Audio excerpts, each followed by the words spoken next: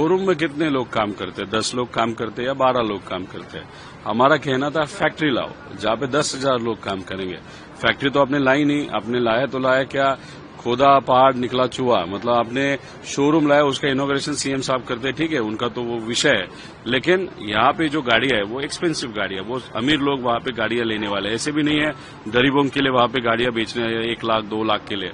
और दूसरी बात, फैक्ट्री न आने के कारण जो 10,000 लोगों को नौकरी मिलेगा, वो जो हमारा सपना था, वो भी यहाँ पे रियलिटी में नहीं आया।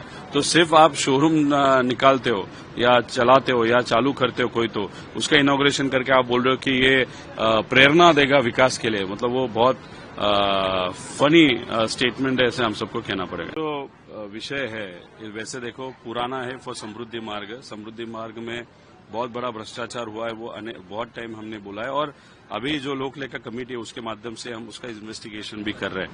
लेकिन ये जो शक्ति मार्ग है, क्योंकि हम जब भी बोलते हैं कि किसानों को कर्ज माफी होनी चाहिए, या जो बीमा कंपनी जो 4 ट्रिगर अभी उन्होंने निकाल दिए वो वापस लाओ, लेकिन सरकार बोलती है हमारे पास पैसा नहीं। जब भी हम बोलते हैं ओबीसी ओपन या एससी एसटी जो स्टूडेंट्स है उनके लिए जो स्कीम्स है, या जो टीचर्स है उनका जो पगार है वो टाइम पे आप दे दो, सरकार बोलती है हमारे पास पैसा नहीं। आपके पास एक साइड पैसा नहीं, लेकिन आप 85,000 करोड़ का काम कर रहे हो।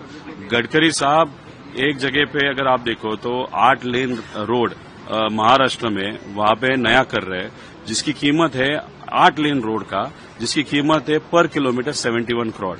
लेकिन ये जो एमएसआरडीसी में महाराष्ट्र जो अभी शक्ति मार्ग कर रही है, उसकी कीमत 101 करोड़ रुपए है। 6 लेन रोड है, मतलब एक 8 लेन रोड सस्ता है 6 लेन रोड के कंपैरिजन। जो समृद्धि में हुआ उसमें से पैसा निकाला, मतलब वहां पे तो बहुत सारे ऐसे अधिकारी है, उनके फैमिली मेंबर के नाम पे वो कॉन्ट्रैक्ट लिया गया, उसमें से पैसा निकाला गया, और उसमें से जो भी उनके पास वेल्थ है या पैसा है वो उनके पास है। और ये समृद्ध जो अभी शक्ति मार्ग है उसके माध्यम से भी 30,000 करोड़ तक ये पैसा इकट्ठा कर सकते हैं, ऐसे हम सबको लगता है। नीतीश भाई का कैसे है, नीतीश भाई को ऊपर से फोन आता है, उनके बड़े नेताओं से फोन आता है और बोलना जाता है कि आज ये बोल, और उनके फिर वो अपना विचार न लगाते हुए वो बोल जाते हैं।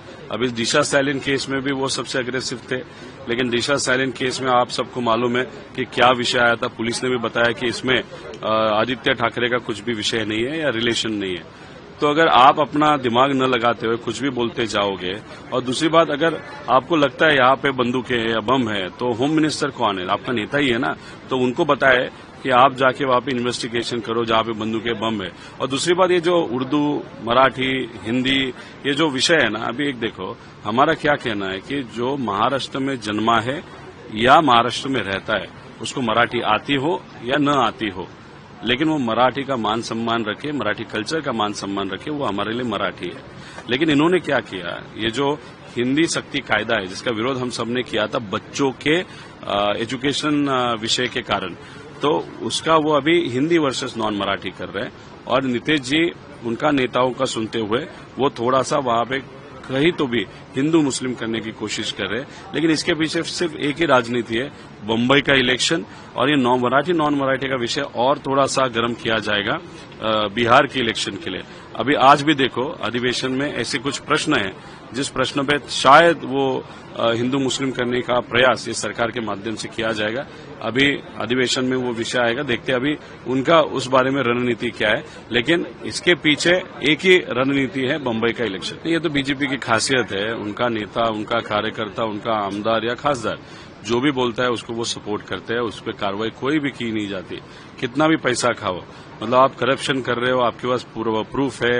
वहां पे एक अंदाज समिति के जहां पे होने वाली थी, वहां पे 5 करोड़ मिलते हैं, उसके बारे में आप कुछ नहीं करते। अभी एक मंत्री करोड़ रुपए का बैग लेके वहां पे बैठे हैं, उसके बारे में आप कुछ नहीं करते। वहां पे जमीनी लिए जा रहे हैं गरीबों के, उसके बारे में आप कुछ नहीं कर रहे। जब उनके नेता लो लेवल पे जाके महान व्यक्ति के बारे में बोलता है, उसके बारे में, मतलब जो छत्रपति शिवाजी महाराज, डॉक्टर बाबा साहेब अम्बेडकर, महात्मा फुले, उनके बारे में आप कुछ नहीं कर रहे हो। लेकिन विरोधक अगर कुछ भी बोलता है सरकार के खिलाफ, तो उसको आप कार्रवाई करते हो। तो उससे ये जो टू हेडेड या टू फेस स्ट्रैटेजी जो है बीजेपी की, वो अपने सामने आते हैं। शोरूम में कितने लोग काम करते हैं? 10 लोग काम करते हैं या 12 लोग काम करते हैं?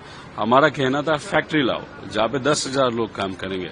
फैक्ट्री तो आपने लाई नहीं, आपने लाया तो लाया क्या, खोदा पहाड़ निकला चूहा, मतलब आपने शोरूम लाया उसका इनॉग्रेशन सीएम साहब करते हैं, ठीक है, उनका तो वो विषय है। लेकिन यहाँ पे जो गाड़ी है वो एक्सपेंसिव गाड़ी है, वो अमीर लोग वहां पे गाड़ियां लेने वाले हैं, ऐसे भी नहीं है गरीबों के लिए वहां पे गाड़ियां बेचने 1 लाख 2 लाख के लिए।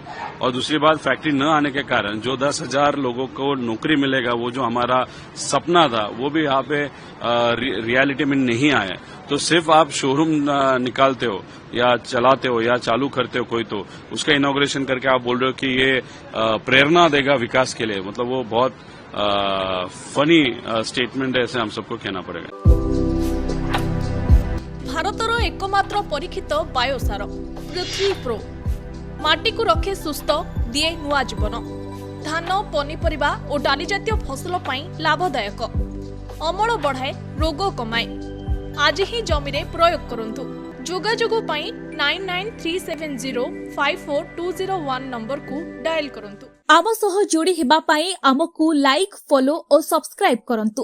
अधिक अपडेट पाई विजिट करंतु आम वेबसाइट thequiver.in।